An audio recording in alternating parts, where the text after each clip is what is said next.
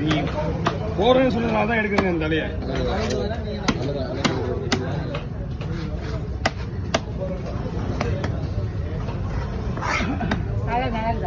நல்லா இருக்கு, அது நல்லா இருக்கு.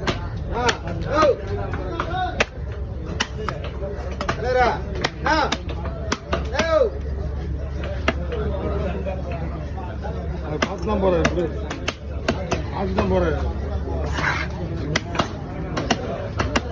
நம்மகிட்ட வெட்டி தான் அவங்க நம்ம தாண்டி போறாரு பார்த்துட்டு.